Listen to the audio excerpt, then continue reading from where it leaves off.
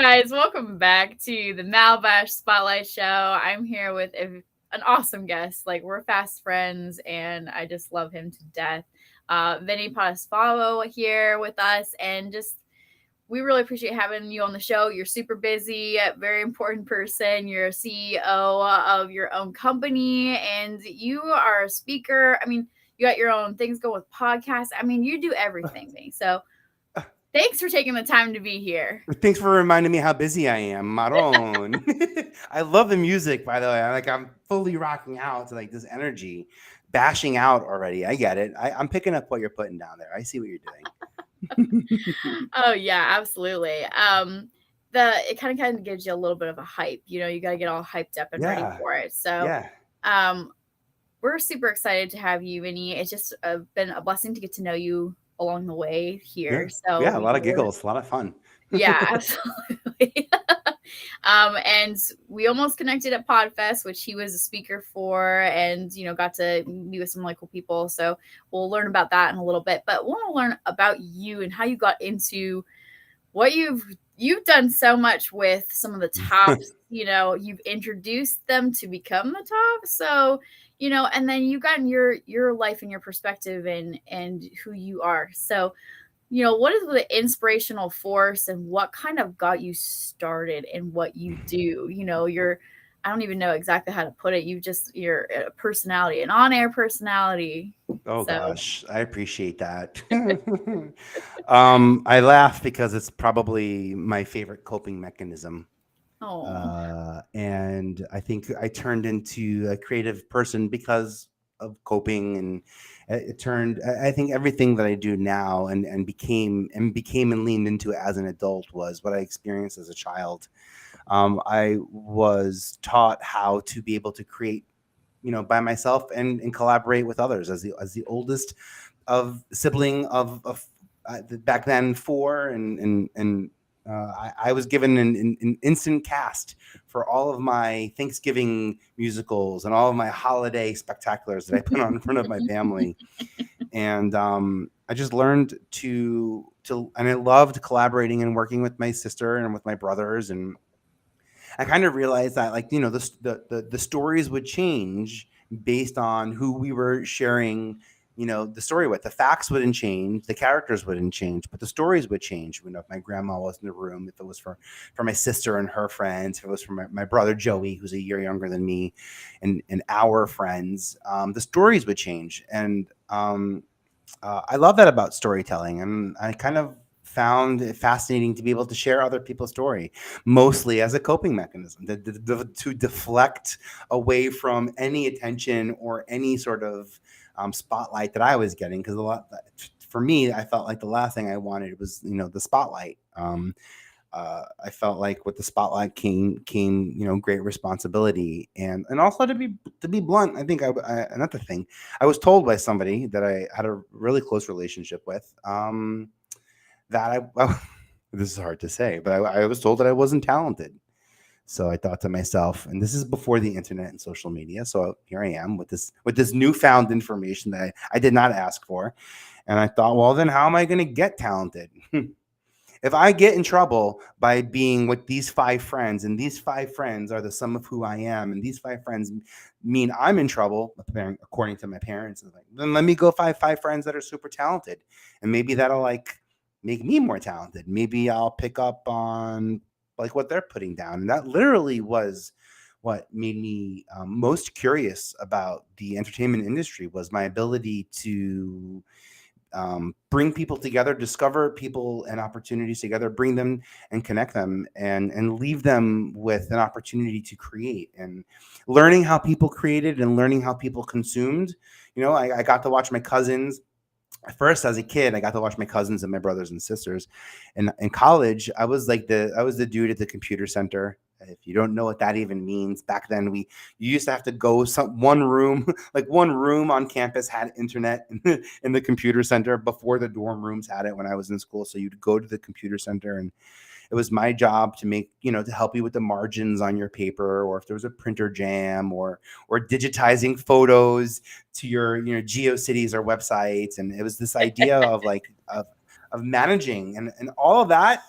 by the way, which I didn't realize it was what it was doing. It was like my Mr. Miyagi, Karate Kid, paint the fence, this idea Yeah. of like, well, how is changing documents going to help me in real life? And the truth of the matter is that all of those term papers that I helped, other people fine tune in their words, their fonts, their language, their aesthetic, I was able to learn how people presented information. And I turned that into show decks and casting one sheets and talent one sheets. And I was able to organize information on Excel and Access, and create a database in a way that just wasn't kind of being done in the late 90s, early 2000s. And ultimately, it was that organization, it was that tech, that organizational skill that I had from digitizing content or understanding how to get content from a hard disk, from floppy disk to hard disk to tape. I understood that process. I was curious about that process. And when MTV was looking to create its talent development department, the last thing they needed was another casting person. I had no experience casting, but what I did have experience doing, well, I had some experience casting, but what I really was like a master of at 20 and 19 was databases. I knew how to put out a casting notice or something on the internet that asked people to send me in their information. And I was able to, whether that was on snail mail or email, take that information, convert it to data, put it in a database, and then actually use it, like move on it. And I got to work with Fox News in the late 90s with Hannity and Colmes, which was a really cool bipartisan show about politics where we learned, questions from both sides of the aisle. And ultimately that led to a tiny little reputation that I somehow got because producers talk to producers and people talk to people, that I kind of had this like thing for databases and a decent eye for casting. I understood the ropes, and I'd already been an intern when I was in 1994. I think when I was like a junior in high school, I interned at the Staten Island Community Access Channel, so I could learn how to do what I wanted to do. And I didn't want to be a camera operator because camera operators, this is so weird. Camera operators have to stand up. And I thought, why would you want to be a camera operator, stand up all day? That sounds like an exhausting job. I should be in the control room. And I went to the control room and I was like, well, what job would I do? I'm like, the teleprompter doesn't look like it's my job. And I would love to be a director, but I'm terrified of calling the board and switching the board. So, and my hands can do like one thing. My left hand and my right hand, they do the same thing, up and down. I can't play the piano. I don't have that ability to make my hands to do different things at once. So ultimately, I landed on technology, and I could digitize content and had this like sort of weird way in. And it was curiosity that, and then when I felt like I had this database, and I felt like I saw that it was an impressive feature, and I kind of learned how, when I was talking to a casting director, how to sort of understand what they were working on, and then explain to them how I had a database, and maybe they could use the same database that I have with their talent, because it helps me organize shows. And that was really the beginning part of what turned into a 10-year career at MTV. And for 3 years, the first 3 years, I would say I didn't really, unscripted TV, like The Real World was the closest to unscripted we worked on for at least 2 years in talent development. We put Beyonce in her first film. We brought Mandy Moore to the network and put her in her first film. And MTV Films, I was helping cast MTV Films, helping launch MTV.com. But my boss, a New Yorker, a true and tried New Yorker, moved to LA, and I was so devastated. I was like, why would you leave New York and move to LA? And took a meeting with Sharon Osbourne, and lo and behold, the Osbournes ultimately was created, and then Punk'd and Newlyweds. And I got to watch some of the biggest talent brands in modern pop culture and also in business culture get created. Like, I literally was in the room when these billion-dollar brands were created. So I don't claim to have made some of those choices or decisions for them, in my early 20s, but I was in the room when those decisions were happening. I saw the contracts that were being signed. It was my job to collect signatures. Actually, my job on Punk'd, I had the worst job on Punk'd. I got to cast Dax and Al and like the actors at first, but then It was my job to like go back and get the signatures for talent who didn't sign the release form immediately after Punk. So after they get punked, then they sign the release form. But some actors and some people got pretty upset about how things went, and those people refused to sign. So it was my job to try to go get signatures. But that's all about relationships. That's cool. So I understood that, and I knew what I was stepping into. But it was just cool, the coolest process, and to get to help people, artists, business owners, accountants, Jessica Simpson, dog trainers, dog walkers, florists, to get to help people change their life by presenting them with some options that we record and then later on show to the world, whether it's broadcast on television or narrowcast on podcast and social media. But it's the exhibition of showing the choices that we've made that allow people to change the perception of our reality. And having a front row at MTV in the late 90s, early 2000s gave me that edge to do what I do now, and I still do it. It's just making people stand out, helping them become more and more discoverable. And I appreciate here, as you have here on the screen, VPE.tv. This is where my hub for all opportunity.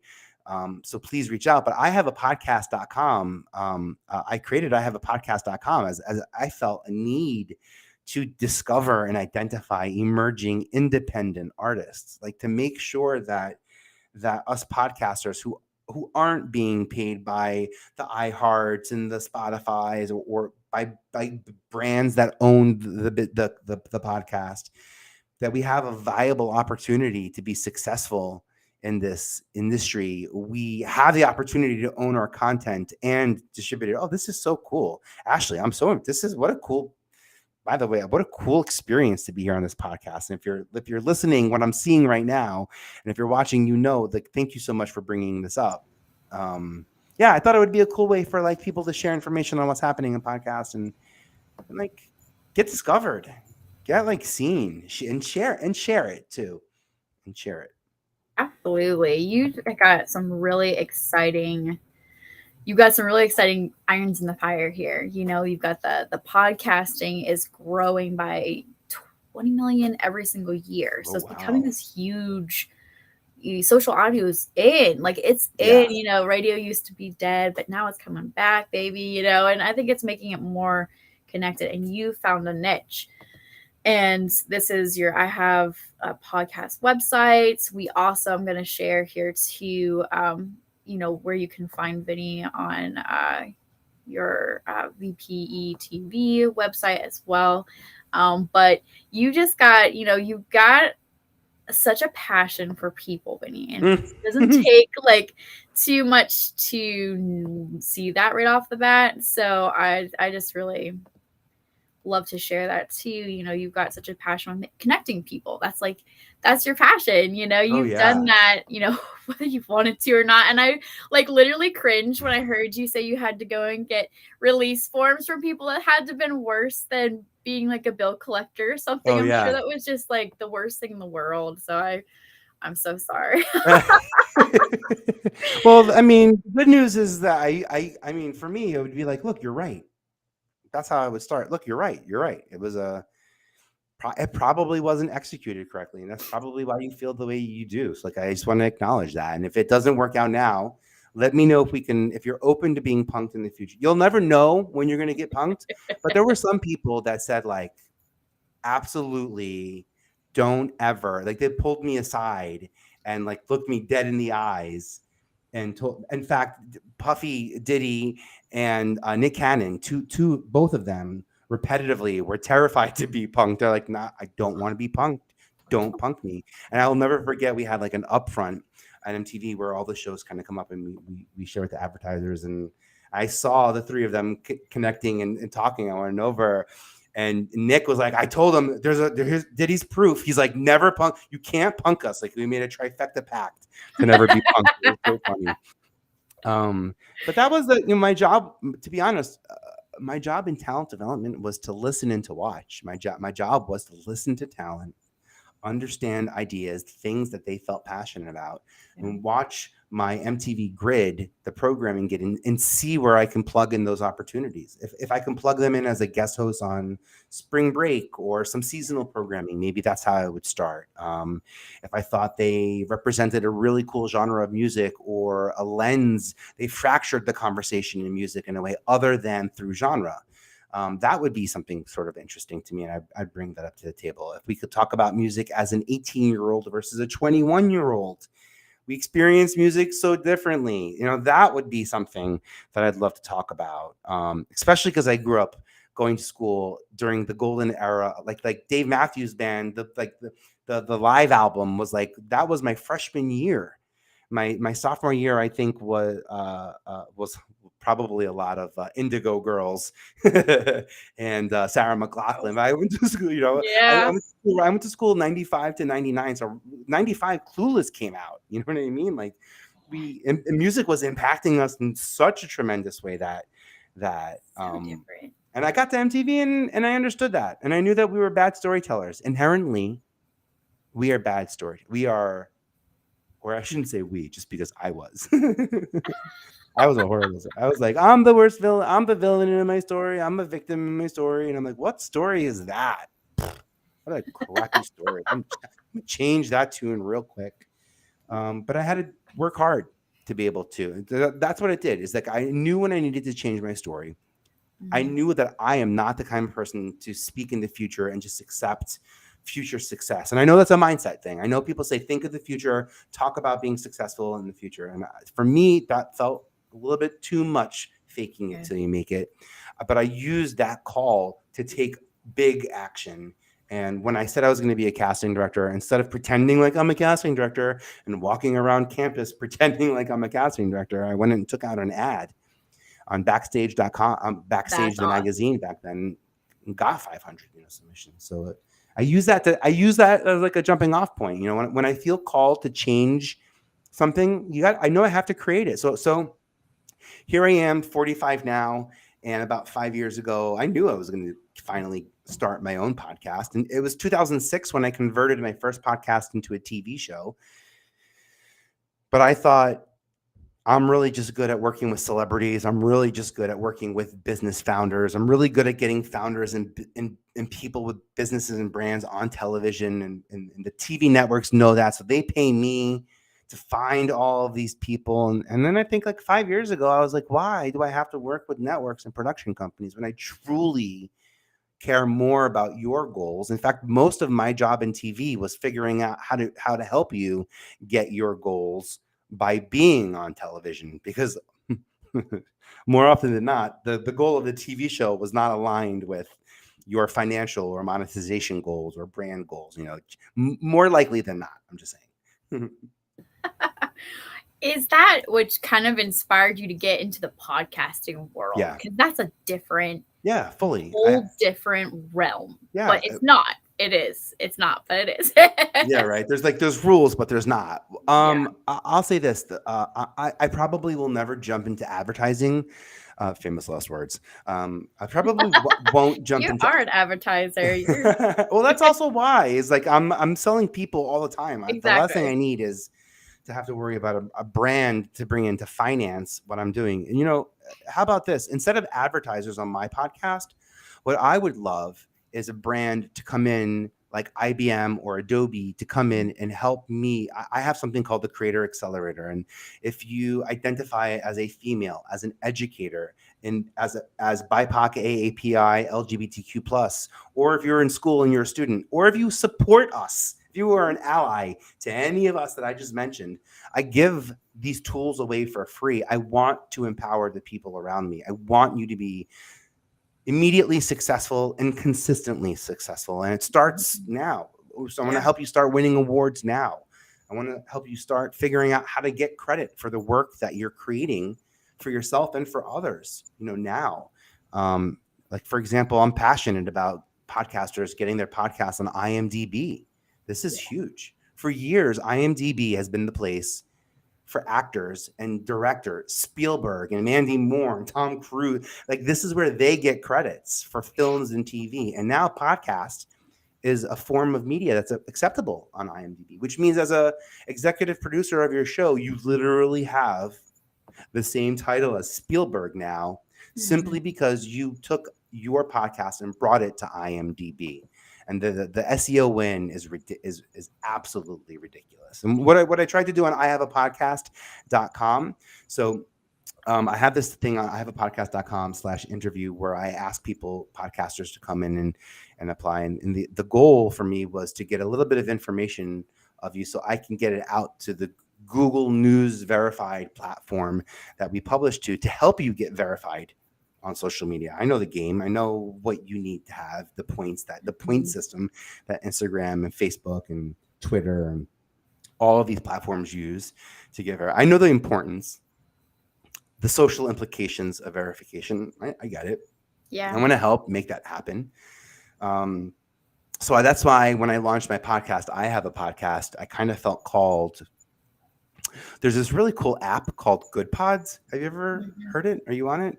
Good I've Pods. heard of it. I'm not on it. I need to get on it though. What I like about Good Pods is it's a little bit of like a small sea right now. So you can there's room for discovery. There's room to be a big fish, and there's room for to stand out right now Okay. on Good Yeah, that's Pods versus true. like Apple Podcast, for example.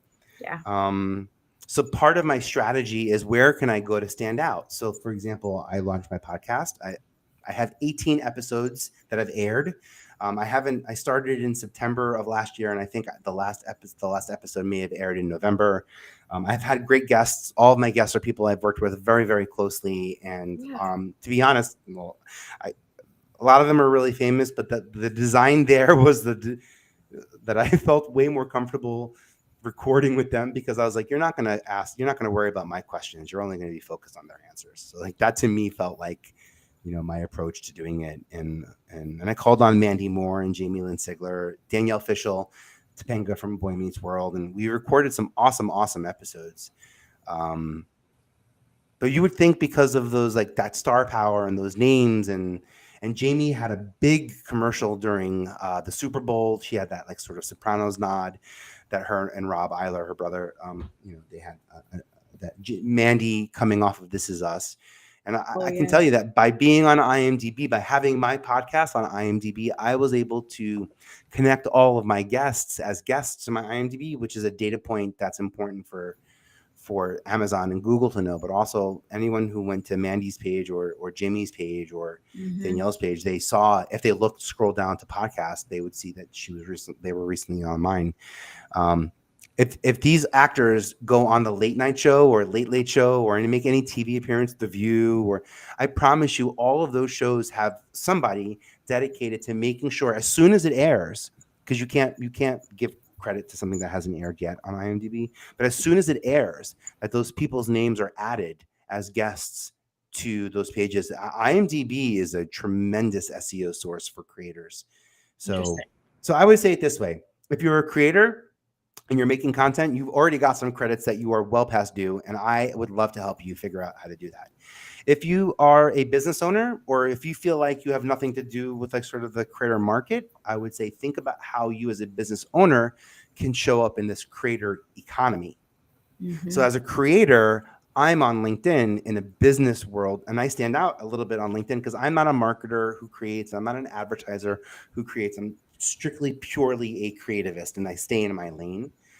And I would say for accountants, lawyers, florists, and people with jobs that are not necessarily traditionally creative media jobs, a great way for you to appear in the search engines for shows, news, even podcasters who are looking for experts in your field are by being an IMDb. And it's a really cool opportunity. So like my point of the story, if you own a business and you've been a guest on a podcast, then you have the ability potentially to be on IMDb, and you want to be searchable.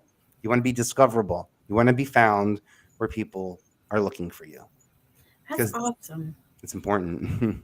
Well, no, you're right. It is important. Like any type of, especially like you said earlier, it's early in the game kind of for a lot of social audio and platforms with podcasting is not super saturated though. Like it is starting to get that way. But Nowhere even close. By the way, Can we say we're 25 years into reality TV, and still how many platforms are being created now for reality TV versus just Exactly. 25 years ago?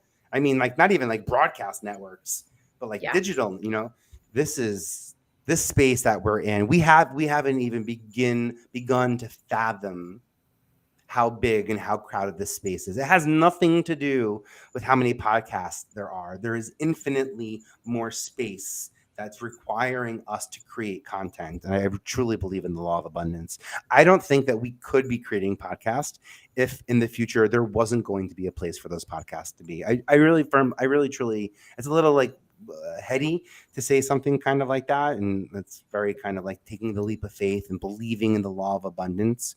But I Mhm. truly believe that I could not create something if I didn't think that there was a platform for it. And that platform might not it might not exist now, but maybe now is the time to tell the story and to record the story. And then 10 years, 5 years, or 2 weeks from now, when a new feature is launched on whatever new platform it is, allows me to be prepared.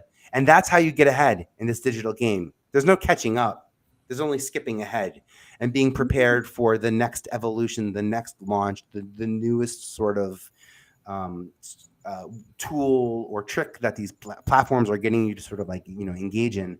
To me, that's the way that you get ahead in Mhm. this digital game. There's no catching up. There's no that's tough. That's a fool's errand. I love Silly. that, Vinny. I absolutely love that because I think a lot of people get in and they're just like, ah, it's old. I can't make it. I can't do this, Yeah, or I got to you start know, at ground one. I got to start from yeah, the scratch. Why? Start that's so why? true. I got to get nine. I have to post 9 posts on Instagram before I can. Why? Just go straight to Reels. Yeah. Rip off the band-aid and get right into it, because Hmm.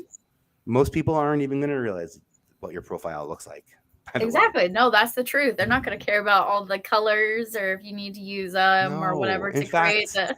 In fact, if you're listening to this, I want you to really please reach out to me and tell me if anyone in your life, a friend, anyone, knows what 3 posts you have pinned on your social media.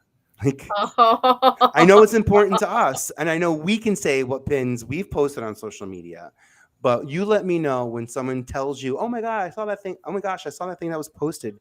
I saw that you pinned it, and I love that you pinned it." You let me know when someone. And my point is, like, I don't think profile visits are as relevant, as the outward motion of our Mhm. content and our energy. I love that. That's gold, people. That's gold. I mean, absolutely amazing because I think so many of us get discouraged, getting into it. And I love how you're talking about IMDb because that's, I think, something that people haven't even thought about, especially for podcasts and stuff. I think, for TV, oh, yes, if you're an actor, if you're production or any of that, of course, right? That's a no brainer. Yeah, But IMDb kind of gives you a notch, in the it. belt, so to speak, to be able to say, hey, I've got this on IMDb. People are like, whoa, IMDb, like that's different. That's really cool. and So they and can, and it's not just you as the executive producer and writer, but also your company as a production company. Like, a yeah, lot of us don't realize that the companies that the LLCs or the C corps, S corps that we've created are actually the production companies that are financing our podcasts, our independent podcasts that we pay for. Most likely are coming from businesses. Hopefully, we figured out a way to make most of that tax deductible. I think this is kind of like where I'm going with this as an external communications lead for a company. But you tell me what other way to create content out of the gate that you own. Like, you can't create a TV show and own it and then bring it to it.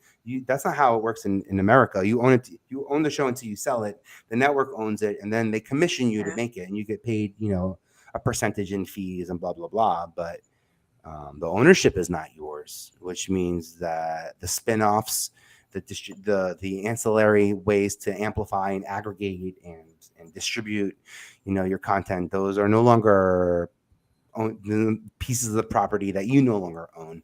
yeah, And that's where there's some real opportunities for exclusive, non-exclusive licensing. Like, as I said, there's yeah, a lot of platforms and surfaces that have content needs. And if you as a brand owner, as a founder of a business brand, or even just someone who identifies as having your own personal talent brand, I think those are really important. It's really important. And the more you can be discovered and discoverable, I think Mm. inconsistently, and people will find you and then re-find you and rediscover you and rediscover you, and by taking credit, I don't even say by giving credit, but by taking credit and by applying for awards, these are great ways to stand out and get discovered. That's a really good point too. There's so many awards out there that are there for the taking, and take Mm-hmm. it. It will help to give you that street cred. I was talking to somebody else about that earlier. Just like there's some great street cred out there that you can get. Have somebody either set up or vote for you or enter you in or you enter into it, and see what you can get. Because you don't realize how much more visibility you're going to get because you have that tacked onto your name, Yeah. and you've entered into that realm. Yeah, You're or one of those people. maybe there's shame in winning. Maybe there's fear of losing. I mean, I can give you all the lists that I've experienced, but I'll say there's no greater feeling than winning an award with a team of people who were aligned, had individual goals and group goals, and we were all successful in our endeavor. And there's no one going around handing out Grammys and Oscars. Like, that's not the way it works. Some awards you have to pay to be in the academy, and then you have to pay per submission, per producer, per region, and it can get really expensive, by the way. Yes. And then some platforms have awards that are kind of where you're measured against yourself. There's Mhm.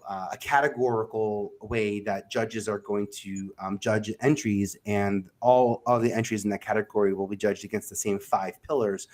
Everyone will get a score, and then maybe the top 60% will be silver placing, the top 10% will be gold placing, and the top 1% will be platinum or best of. So there are awards out there where multiple winners from categories are happening. In fact, my head is covering it, but like I had an award strategy last year, the first time ever. Like, I'm 25 years in TV and I didn't have an Emmy, and I was like, oh, that's kind of, how come? And I was like, literally Yeah. because How come? I You never deserve once it. I never thank you so much, but I never once applied. I was never up for a nomination, so there's no way I could have ever won an Emmy if I am not considered. So I actually put energy into finding a project, and I have a regional Emmy, which means that my Emmy was won because it specifically targeted the Florida region. Is where this Emmy comes from, and it's a show about, it's called Red Flags. It's a show about a woman who leaves rehab, and the mile markers that you might want to keep an eye out for, the red flags that you can look out for, that ensure that we're not enablers and they're not relapsing. Where most TV shows end, they start with some sort of intervention and they end with them going to rehab. Our series picks up after rehab, afterwards, and it's unfortunately a topic that I can really personally relate to, from childhood even now to adulthood, being there and supporting people in my life with addictions, and I got to win this award with Samantha Rosen and Brandon Adams and Kevin Harrington and Joel Stillerman, like some awesome people that are just Amazing. powerful. And I couldn't be prouder to have won Emmys with them and for this project and for this purpose. So it wasn't like I went out and said any old win will do good for me, but I had a lot of intent with what I was doing, and I bring that up because it's in for me, having a winning content strategy. Some of that is in the alchemy. Some of it is in, you want to have an award-winning process. Work with award-winning creators. Work with people who are open to being subjected to possibly winning and or losing awards, but people who feel like the content that they're making is worthy of acknowledgement because it was masterfully put together, not just put together on a whim and successful, in spite of all that we went through, but it was successful because of what we all went through. And I think there's real power in that, in in knowing that this is something that is going to continue to propel the story that you initially set out to tell. It's going to give it more light, more legs, a louder volume, and hopefully that makes your project, your message, your goals, your value, hopefully it brings you closer to them or makes them that much more successful. But it's really, for me, it's about discoverability, consistent and constant discoverability, being in places where your friends, family, colleagues are constantly saying, "Hey, I saw you in that thing over there. How funny you were already there. Oh, I saw you over here." And like I love helping people. It's almost like Easter eggs. I love helping people get discovered. And oftentimes the trick, to be really blunt, is go hide where everyone is looking. Is really the trick, and sometimes if you can nail that right, and you can really in nuance execute that perfectly, you can really really stand out and have a long-term relationship with your audience, especially through content.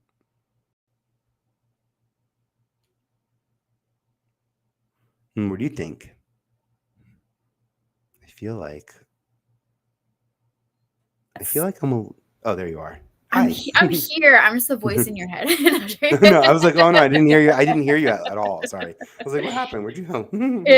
um yeah, I just that's really great, Vinny, and such a great encouragement to people that are, in the media world and getting in or just have been in there for a while. Go hide where everybody's looking.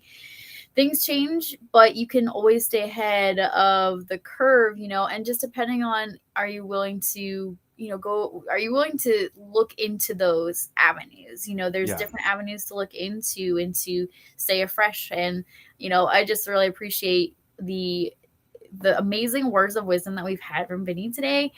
So you guys definitely uh, follow and reach out to Vinny because he's an please. amazing human being and is absolutely such a cool person. I mean, I absolutely have loved getting to interact and learn more about him and his team and all that stuff too. But he's got such a heart for people, and he's got a heart to help you get to where your end goals are and things. And also, he's just like, he's been there, he's done it, he's been and seen the success, and he's got going on. Yeah, I've seen the success. I've seen the failure too. So I got to point that Yep. out. So But you need it's both, right? I mean, you yes. can't always Well, have I didn't say it was success. my failure or my success. I just got to watch everyone else's Exactly. And the that's first even 10 better, years. Oh guys. yeah, Like, yeah, it's he's seen true. it all. It's true. And it's so much easier to watch someone else fail than to be part of that fail. But it's even more rewarding when you become part of that success journey. When you, Exactly. the person who saw them fail and let them fail. Sometimes you can't look, you can't look. Well, I love what you said about You can't enabling. mansplain everything. Like I know this. Like this Exactly. is like I come from Yes. TV. I've seen it happen, and it makes me cringe. Yeah, you talked about enabling. You can't enable people either. Yeah, You at some point they have to pick up the ball and go with it. They have to make themselves, they have to make that step. And you can't help them forever because it doesn't help. yeah, It ends up hindering them in the long run, yeah. and they may crash even harder down the road when you decide to step away for a couple seconds. You can't Yeah, have that. absolutely. That's absolutely true. In fact, yeah, there's yeah. If you look at the Ashley Simpson's story and kind of like what happened, there's a Yeah. lot that went right there. But the one thing that went wrong was that they gave a little bit too much power to a band member who didn't have a lot of experience. And when the Mhm. SNL moment happened and the wrong song was played and Ashley didn't know how to react to it, just strictly based, as you say, strictly based on experience and not knowing how to handle yourself in those moments of adversity. Yeah, you don't want to set up someone to burn and crash. And to be honest, I already did that on Bravo and VH1 in the 2010s. I was like, "Oh, you're kind of vicious. I'm gonna take care. Yeah, I'll put you a million. You want to go a millionaire matchmaker? Uh-huh. Dear Patty." Yep, I no love problem. it. It's almost like the what is it, the waiter and waitress's revenge, Yeah, yeah, yeah, yeah, yeah. You sure you want this? Yeah, no problem, guy. I got that Yeah, for you. okay, Coming up. okay. Extra hot sauce. No. Hey, the networks were happy about it too. I'm not gonna complain. Oh, Vinny, you're so awesome. And thanks for sharing all this great stuff. Like, Yeah, super, super awesome. And guys, Vinny, you can be found on social media. I mean, IMDb everywhere. He is yeah. everywhere. So find Uh, him. I got You one of can't get those away names, from right? him. Yeah, I got one of those like unforgiving names. Yes, please reach out. I love saying hi on LinkedIn and on Twitter. I tend to be on those two platforms a little bit longer and more frequently than others. And my website is vpe.tv. And if you are an independent podcaster, if you are looking for a way to be discovered and be more discoverable as a podcaster, please feel free to take me up on this offer by going to ihaveapodcast.com/interview. Or I think if you go to ihaveapodcast.com, there's an interview button now. We made it really easy. But I'm making it as easy as possible for people to find this form so that they can apply and be part of what we're doing with these featured articles. I'm excited to be like, stirring up some things in this podcast industry of ours. Like it's time. We can get ready. We're It just is starting. time. Yeah, it's time to. Here's the interview button, guys. Definitely go and check it out because he's got some really, really cool things there and some amazing wisdom to share. And I love how it's almost like a podcasting agency, if I can kind of say that a little bit, Vinny. Because, I mean, what a cool idea! You need it's a this. modern. I love it. Think of it. It's a modern podcasting agency, but I'm not your agent. I don't want 10. I want ugats. I want no percentage of anything. I'm so happy for the brands to pay you. To be honest, I use you as the podcaster. I use you as the opportunity to teach a brand the importance of what we're doing, to teach them how our KPIs as podcasters are different than like what you're seeing in social media, so they can understand the value of 200 downloads per episode versus 200,000 likes on a TikTok post last year. and the value that we really bring to it. So, and that's why I think that podcasting, whether you are an independent podcaster or you're an independent brand trying to get into podcasting, there's like literally, it's like owning real estate. You literally own IP that just continues to create and earn more value that you own 100%.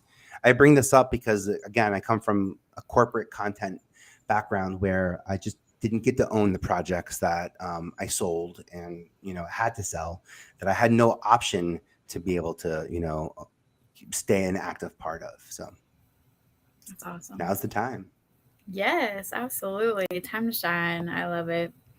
Thank you so much, Vinny, for being here. And if there's any last, comments you'd like to make, feel free to do that right now. And we've just loved having you here. You're just inspire, impact, and ignite conversations. And if you need help with any of that, reach out. I'm here, on purpose, consistently, as we've learned. Like, I'm not going away anytime soon. This is what I've been doing a very long time. And to be honest, I had to create my podcast so that I could keep doing it on my way, so that I wasn't doing what I can do only when people paid me, but I can create the opportunities that didn't exist without needing to have big companies buy into or understand what we're doing. So go us is what I got to say about that.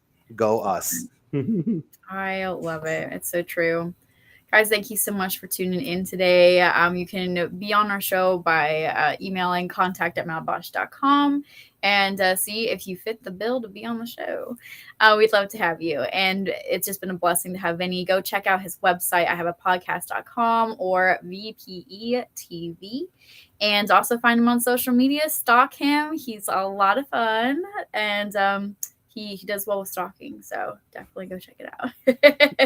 All right, guys, take care, and we'll see you back here next time.